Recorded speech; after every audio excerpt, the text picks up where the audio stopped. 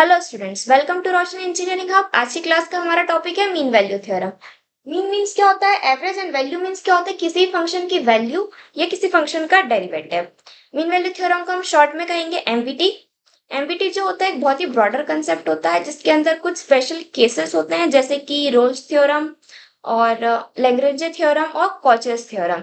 ठीक है, जो कि अलग अलग स्पेसिफिक, अलग अलग डिफरेंट डिफरेंट कंडीशंस होती है सबके अंदर। हम देखते हैं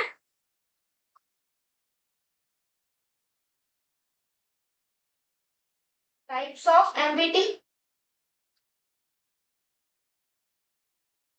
एमवीटी के अंदर हमारे बेसिकली थ्री टाइप्स होते हैं। फर्स्ट होता है हमारा रोलेस थ्योरम। सेकंड होता है लैग्रेंजे थ्योरम। ये लैग्रेंजे मीन वैल्यू थ्योरम भी कहते हैं इसको। Third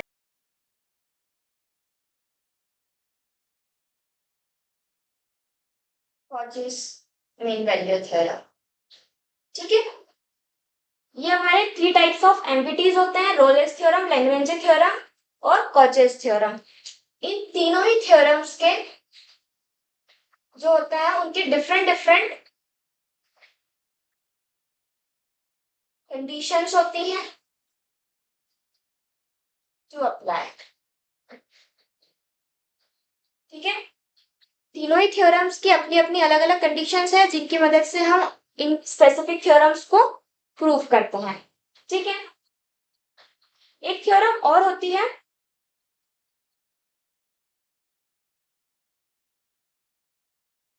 tailors theorem. Tailors theorem जो होती है वो एमबीटी थ्योरम का ना तो वो पार्ट होती है, ना ही वो एमबीटी के टाइप होती है। ठीक है, कुछ बच्चों को कंफ्यूजन होता है कि जो टेलर्स थ्योरम होती है वो भी टाइप्स ऑफ एमबीटी होती है, बट नहीं, ऐसा एक्चुअली नहीं होता है। क्योंकि टेलर्स थ्योरम जो होती है, टेलर्स थ्योरम का जब हम प्रूफ करते हैं तब प्रूफ करने के लिए, इसका जब हम प्रूफ करते हैं तब प्रूफ करने के लिए हम एमबीटी को यूज करते हैं। ठीक है, तो जो टेलर्स थ्योरम का जो प्रूफ होता है वो यूज करता है एमबीटी को, इसलिए बच्चों को कंफ्यूजन होता है कि जो टेलर्स थ्योरम होती है वो भी एमबीटी का टाइप होती है, बट नहीं, एक्चुअली ऐसा नहीं होता है। ठीक है, it is not type of MBT. तो इस तरह से प्रूफ यूजेस एमबीटी।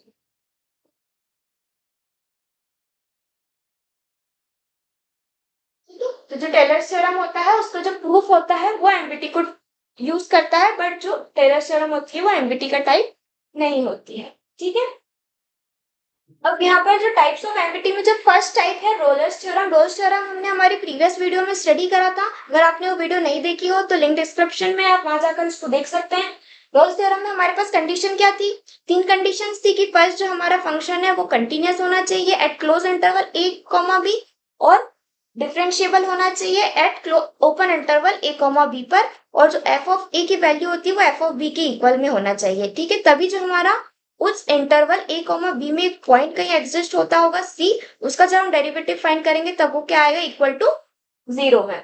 अब इस पर्टिकुलर वीडियो के अंदर हम स्टडी करने वाले हैं लैग्रेंजे मीन वैल्यू थ्योरम के बारे में। ठीक है, कॉचेस कॉचेस मीन वैल्यू थ्योरम क्या होती है ये हम हमारे आगे आने वाली वीडियो में स्टडी करेंगे। इस वीडियो में हम स्टडी करते हैं लैग्रेंजे को। ठीक है,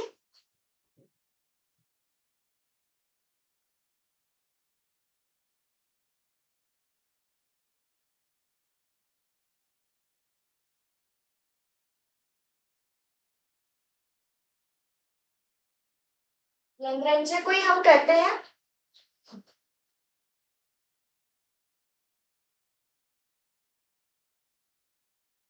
लैग्रेंजे थ्योरम को ही हम एलएमवीटी शॉर्ट फॉर्म में बोलते हैं। ठीक है, चलिए हम लैग्रेंजे थ्योरम का हम स्टेटमेंट देख लेते हैं।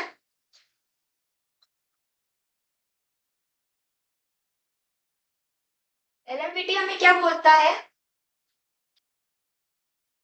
Sir,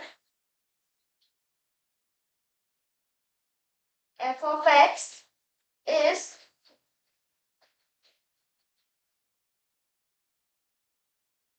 continuous in close interval a comma b,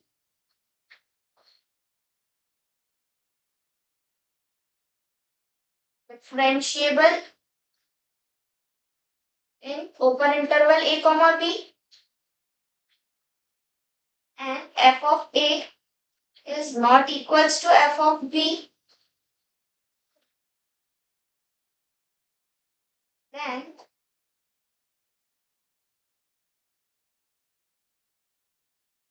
there exists at least one point x equals to c in a comma b such that f dash c is equals to f of b minus f of a upon b minus a। ठीक है, एलएमबीटी हमें क्या कहता है कि अगर कोई function f of x दे रखा हो, वो अगर कंटिन्यूअस हो in close interval a comma b पर, डिफरेंशिएबल हो in open interval a comma b पर, और f of A is not equals to F of b हो, जब ये हमारी तीनों कंडीशन सेटिस्फाइड हो, first second and third, then there exist at least one point, तब हमारे जो ए कॉमा बी इंटरवल में एक कोई पॉइंट होगा जहां पर हमारे उस पॉइंट का डेरिवेटिव जो आएगा वो क्या आएगा, F of B minus F of A upon B minus A. ठीक है, इसको हम विजुअल रिप्रेजेंटेशन से समझते हैं।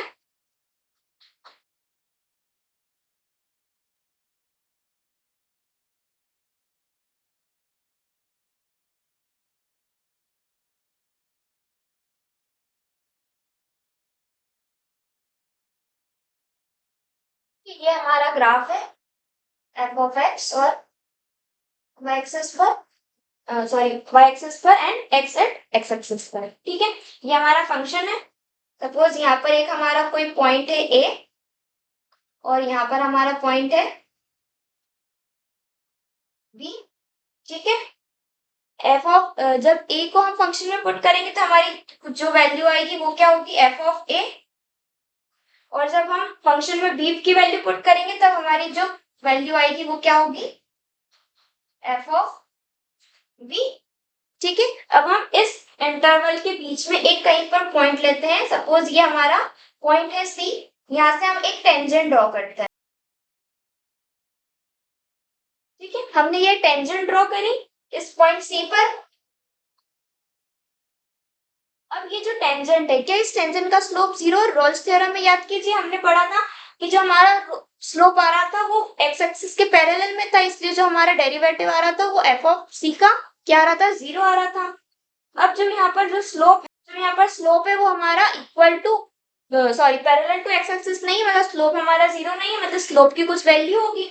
स्लोप हमारा क्या होता है, स्लोप हमारा होता है delta y by delta x, means y2 minus y1 upon x2 minus x1, और स्लोप को ही हम क्या कहते हैं, डेरिवेटिव कहते हैं। तो इस पर्टिकुलर फंक्शन का जब हम डेरिवेटिव फाइंड करेंगे तो क्या आएगा, y2, y2 क्या है हमारा, f ऑफ b, y1 क्या है हमारा, f ऑफ a,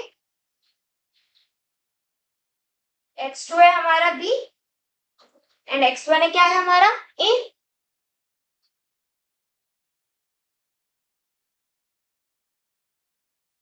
ये फॉर्मूला आ गया हमारा।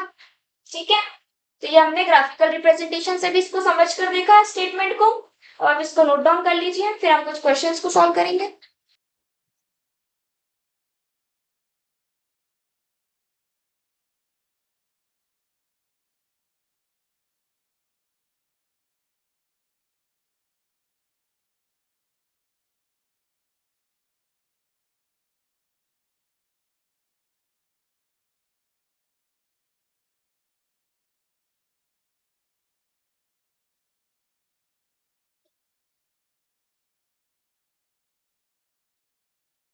चीज और, अगर हमें क्वेश्चन में अगर सिर्फ मीन वैल्यू थ्योरम दे रखा हो, अगर हमें स्पेसिफाई नहीं कर रखा हो तो ये बाय डिफॉल्ट होता है कि हमें उसके लिए क्या कौन सी थ्योरम यूज करनी है, लैग्रेंज मीन वैल्यू थ्योरम को यूज करना है। ठीक है, क्वेश्चन है हमारा f of x equals to x square minus 4x minus 3 a comma 1 and b हमें दे रखा है 4।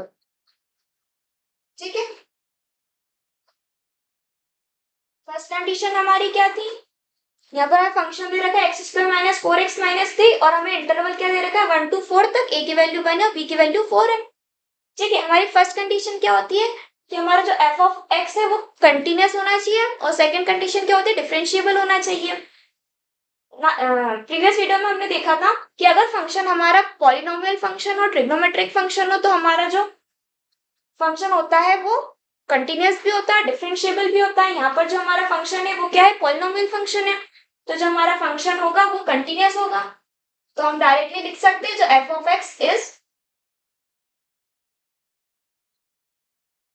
Continuous in close interval a comma 1,4 पर and F of x is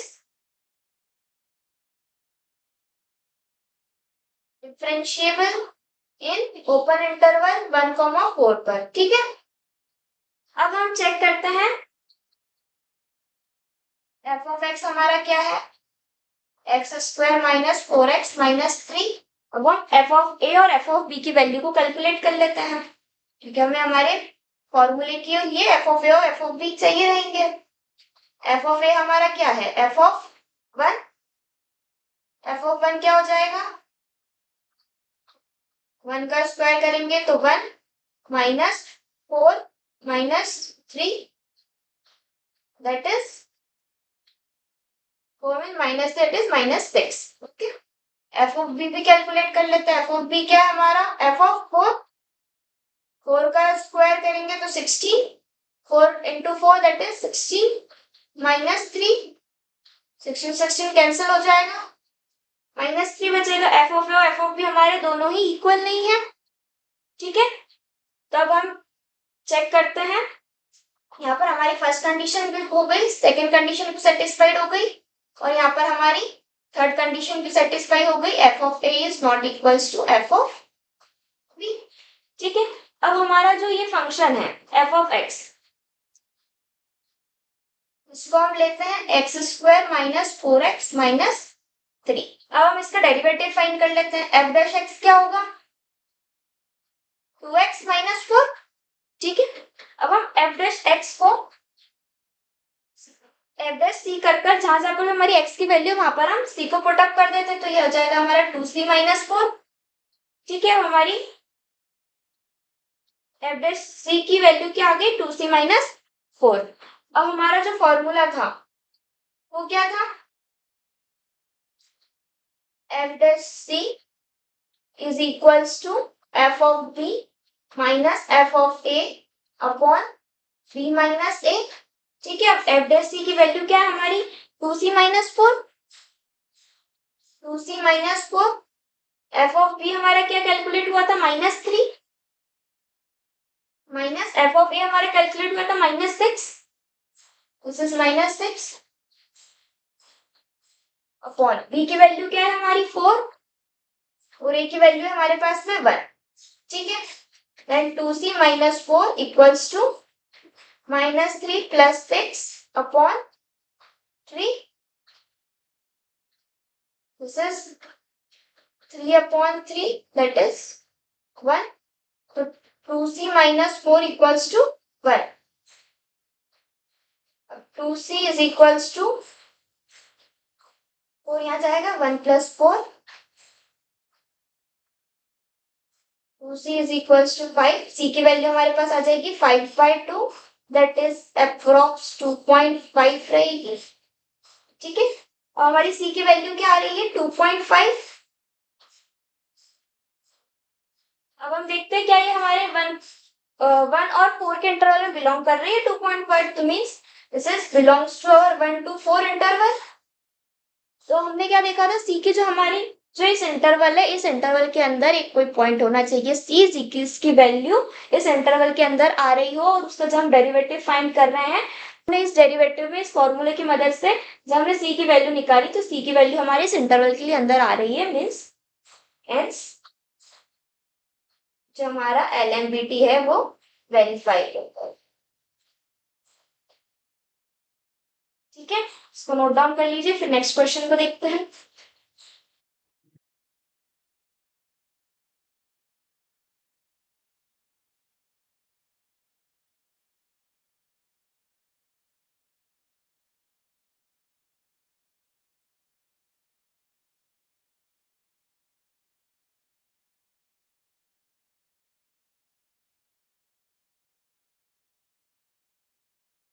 Find the value of C of mean value theorem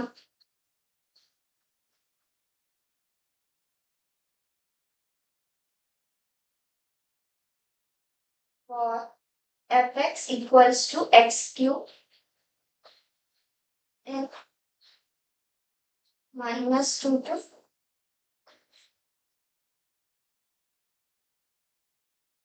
हमें question दे रखा है कि हमें c की वैल्यू फाइंड करनी है फॉर मीन वैल्यू थ्योरम। इसमें हमें फंक्शन क्या दे रखा है, x cube in interval -2 to 2। ठीक है, हमें फंक्शन क्या दे रखा है, सी।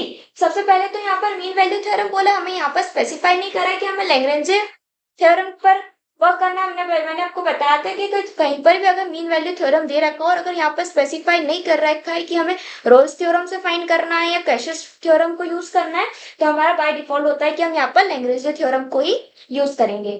ठीक है, हमें फंक्शन क्या गिवन है, F of x is equals to x cube, ये हमारा पॉलिनोमियल फंक्शन है, मींस जो हमारा एफ ऑफ एक्स है कंटिन्यूअस है in close interval -2 to 2 and f of x is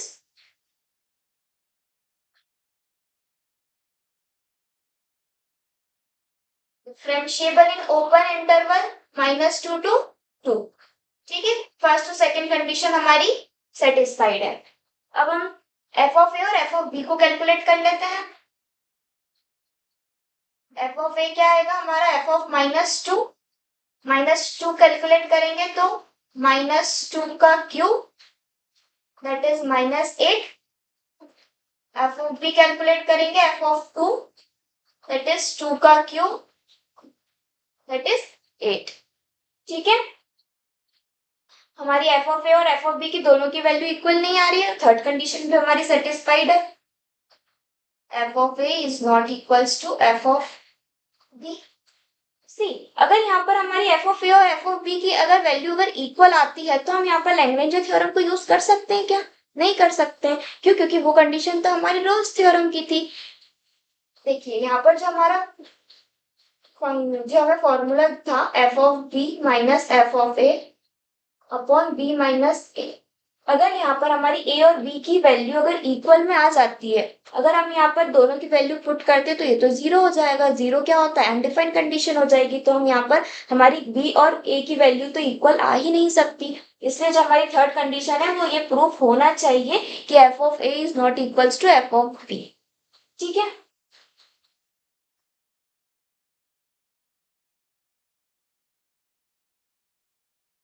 अब हम इस फंक्शन को ले लेते हैं एफ ऑफ एक्स, क्या हमारा एक्स क्यूब, उसका हम डेरिवेटिव फाइंड करते हैं, एफ प्लस एक्स निकालेंगे तो क्या हो जाएगा, ये 3x²। हम x को c से रिप्लेस कर देते हैं, ये हो जाएगा 3c²। ठीक है, अब हम क्या करते हैं, हमारा फॉर्मूला क्या था, F dash C is equals to F of B minus F of A upon B minus A. F dash C की वैल्यू क्या है हमारी 3x²। एफ ऑफ बी हमारा क्या आया था 8 और एफ ऑफ ए आया था हमारा -8। बी की वैल्यू हमें क्या गिवन है 2 माइनस, और ए की वैल्यू हमें गिवन है -2। 3c² 8 + 8 अपॉन 2 + 2 दैट इज क्या हो जाएगा 16/4। तो 3c² इज इक्वल्स टू 16/4। ये कैंसल होएगा 1 और 4 से। 3c² is equals to 4।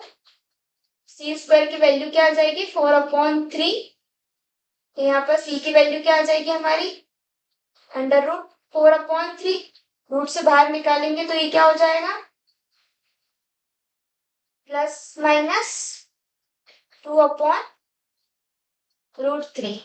इसकी अगर हम वैल्यू कैलकुलेट करेंगे तो सी √4 की वैल्यू क्या आती है 2। तो 3 की वैल्यू कुछ 2 से कम आएगी और उसको डिवाइड करेंगे तो अप्रोक्स 1 पॉइंट कुछ आएगी, 1.1 समथिंग कुछ आएगी। अब ये जो वैल्यू है क्या ये हमारी इस इंटरवल में बिलोंग करती है? हाँ, -2 और 2 के इंटरवल में हमारी 1 पॉइंट की वैल्यू कुछ बिलोंग करती है। तो यहाँ से हम कह सकते हैं कि जो हमारा LMT है वो वेरीफाइड है। ठीक है, क्योंकि ये जो वैल्यू है वो हमारी खाई में बिलोंग कर रही है। -2 to 2 की रेंज में। ठीक है, इसको भी नोट डाउन कर लीजिए।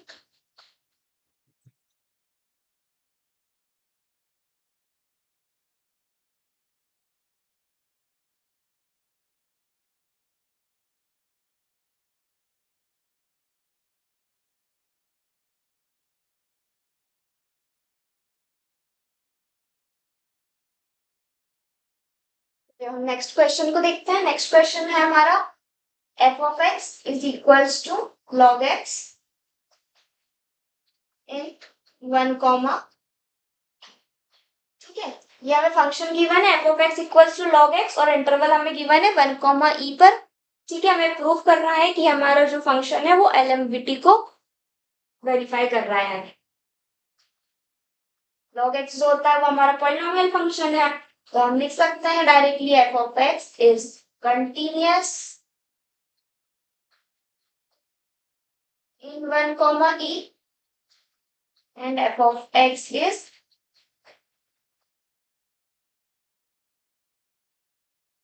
differentiable in 1, e। ठीक है, फर्स्ट सेकंड कंडीशन हमारी हो गई सेटिस्फाइड। अब हम f(a) फाइंड करते हैं। f(a) क्या है हमारा f(1) that is log 1। log 1 की वैल्यू क्या होती है हमारी 0। वैसे f(b) को भी कैलकुलेट करते हैं। f(b) क्या हमारा f(e) that is log e। इसको अभी हम एक काम करते हैं, log e को हम ऐसे ही रहने देते हैं।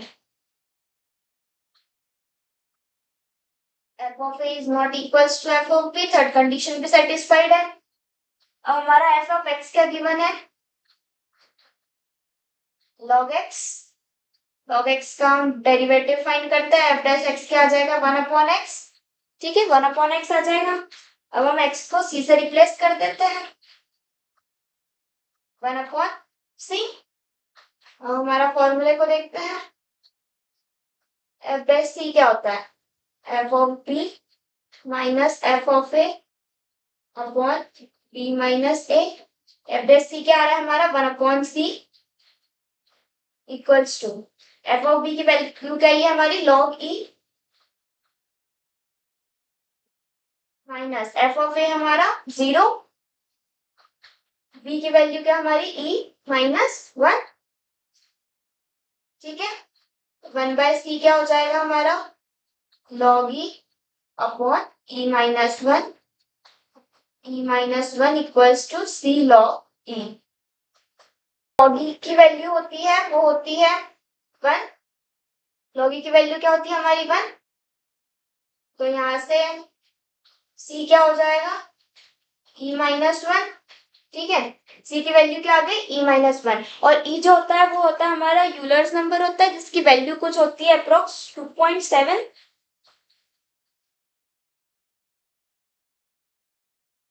सिंस e इक्वल्स टू 2.7 होती है कुछ, 2.7 -1 करेंगे तो क्या आ रहा है 1.7।